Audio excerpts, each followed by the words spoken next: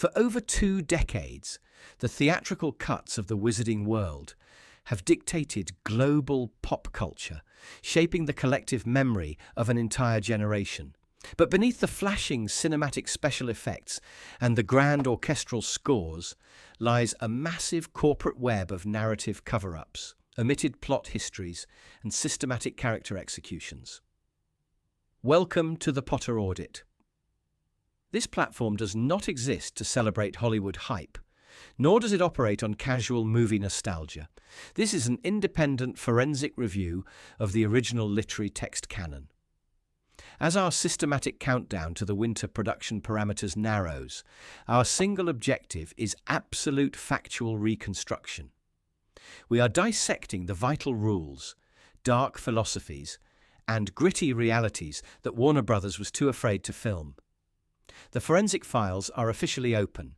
The audit begins now. Unsealing this quaternary archive demands an immediate transition from the abstract cosmic horrors of the deep state to the cold, quantitative mechanics of financial corruption. The mainstream historical ledger routinely presents the wizarding aristocracy, specifically the House of Malfoy, as a network of purely ideological dark wizards obsessed with genetic purity. This narrative remains an intentional distortion of the text. A forensic audit of the economic baseline reveals that Lucius Malfoy's true power did not stem from his wand or his dark allegiance, but from his mastery of corporate capture. The original text establishes that the House of Malfoy systematically treated the British Ministry of Magic not as a governing authority, but as a subsidiary corporation whose policy outputs could be bought, altered, and weaponized through precise injections of private capital. By cross-examining the raw, unfiltered book canon, we expose the underlying financial metrics of an elite economic dark arts cartel. This economic cartel achieved its elite immunity through a sophisticated system of state-sanctioned charitable laundering. The literary canon reveals that Lucius Malfoy rarely handed bags of raw gold directly to politicians in dark alleys. Instead, he operated through highly visible institutional philanthropy. The text explicitly details his massive, recurring financial endowments to premier wizarding establishments, most notably St. Mungo's Hospital for Magical Maladies and Injuries. By financing hospital wings and funding public healthcare infrastructure, Malfoy successfully constructed a bulletproof public relations armour. This institutional precedent allowed him to convert dark, illicit wealth into high-level social capital.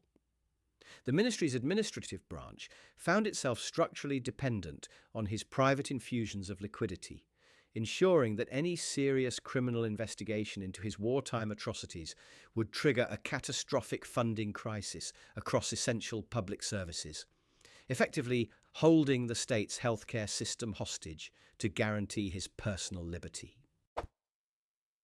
The most devastating return on investment achieved through this laundering process was the total financial capture of Minister for Magic Cornelius Fudge. In Chapter 9 of Harry Potter and the Order of the Phoenix, the book canon exposes the vulgar, unchecked intimacy between the head of state and private capital.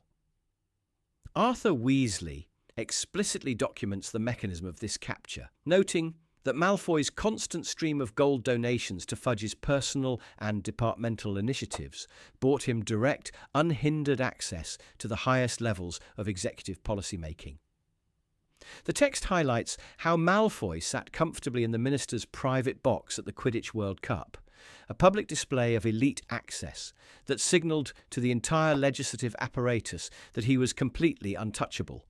This financial dependency systematically blinded Fudge to the warning signs of a resurgent terrorist network, forcing the executive branch to protect its elite donors' reputation over empirical national security. This executive access was reinforced by an aggressive strategy of institutional leverage, weaponized directly through the Hogwarts Board of Governors.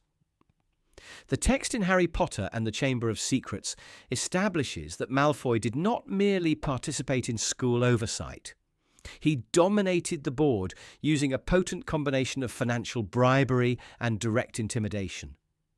When the baseline interests of the Malfoy estate conflicted with the progressive educational policies of Albus Dumbledore, Lucius systematically subverted democratic governance. The book Canon details how he blackmailed his fellow governors, threatening to target their families and withdraw essential financial backing from their private ventures if they refused to sign the executive order suspending the headmaster. This corporate blackmail reveals that the educational structures of the wizarding world were deeply vulnerable to private oligarchical coercion, proving that the state's premier institution could be decoupled from its moral mission whenever the financial elite required a tactical distraction. When changes in state enforcement priorities threatened his asset portfolio, Malfoy immediately pivoted to the dark liquidity of the black market. The opening chapters of Chamber of Secrets provide a precise forensic look at his risk mitigation protocols at Borgin and Burke's in Knockturn Alley. Anticipating a wave of aggressive ministry raids conducted by the Misuse of Muggle Artifacts Office, Malfoy did not attempt to bribe individual field inspectors. Instead, he quickly liquidated his most legally hazardous dark magic inventory to avoid direct possession charges. The text highlights his cold, transactional interactions with Mr. Borgin, where he used his high social status and implicit threats of state audit to force the dark market broker to accept depressed wholesale prices for highly illegal items. This corporate divestment strategy demonstrates that Malfoy viewed the black market not as an ideological subculture, but as a vital financial safety valve designed to absorb his legal liabilities during heightened periods of regulatory scrutiny. This capacity to manipulate dark market variables was directly reinforced by a calculated campaign of regulatory capture and legislative sabotage within the ministry itself. The book Canon outlines how Lucius Malfoy systematically targeted progressive legislation that threatened the financial supremacy of old money families. His primary administrative target was Arthur Weasley's Muggle Protection Act, a statutory framework designed to criminalise the bewitchment of non-magical consumer goods. Malfoy did not merely lobby against the bill.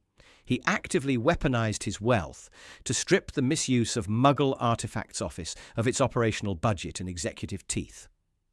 By delaying committee reviews and funding opposing factions within the Wizengamot, Malfoy ensured that the law enforcement departments remained permanently understaffed and legally toothless. This legislative manipulation proves that the financial elite could easily hollow out the state's regulatory apparatus whenever public interest laws threatened their private collections of contraband.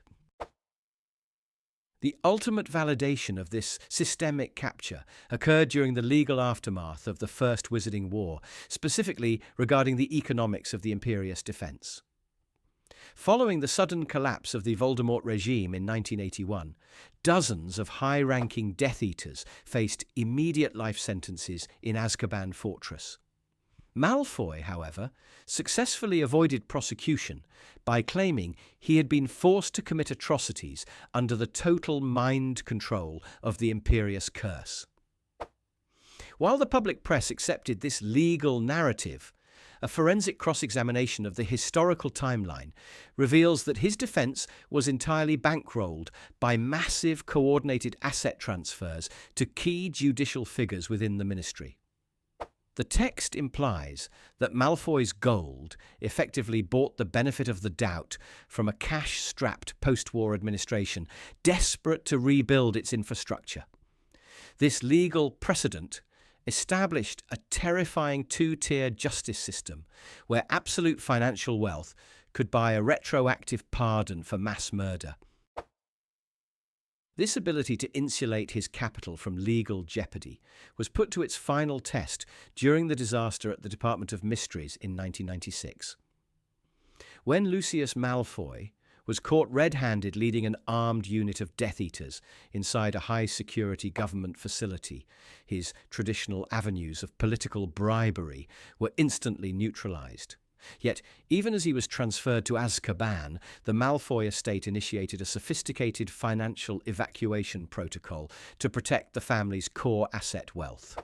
The text indicates that, despite his public incarceration, the family's ancestral holdings, real estate portfolios, and subterranean vaults at Gringotts Wizarding Bank remained entirely untouched by state asset forfeiture laws. Narcissa Malfoy successfully maintained control of the family's liquid capital, proving that the corporate architecture of their wealth had been explicitly engineered to survive the criminal conviction of its primary executive officer, completely outlasting the state's ability to enforce meaningful economic penalties. This profound economic critique of aristocratic invulnerability was entirely systematically erased by the corporate production pipelines of Warner Brothers. In director Chris Columbus and Mike Newell's cinematic translations, the complex financial maneuvering of the Malfoy estate was completely minimized to prioritize a simplified, visually striking narrative of good versus evil. Hollywood production records reveal that scriptwriter Steve Kloves had to continuously strip away lengthy subplots involving ministry corruption and budget battles to maintain a rapid theatrical pacing. By presenting Lucius Malfoy primarily as a theatrical villain defined by his silver-headed cane and pure malice, the movies completely obscured his role as a cold, calculating corporate raider.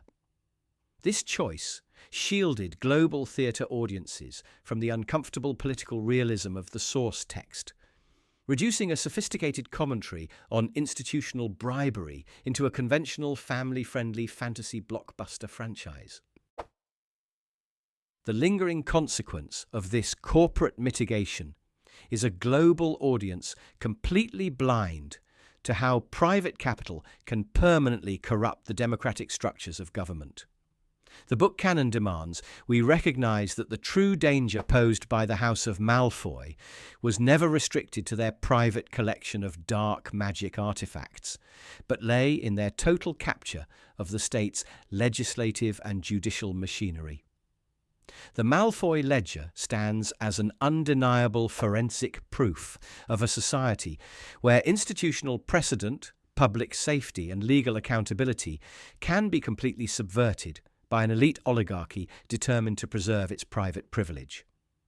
As the production parameters for the 2026 HBO television adaptation materialize, the creative staff faces a monumental opportunity to finally reject the softened Hollywood filters of the past, restoring the raw, financial horror of this corporate dark arts cartel. The forensic truth remains locked in the text, awaiting a reconstruction that refuses to look away from the corruption hiding directly behind the state seal. The forensic files for this specific case study are officially closed, but our systematic countdown to the winter launch continues to accelerate.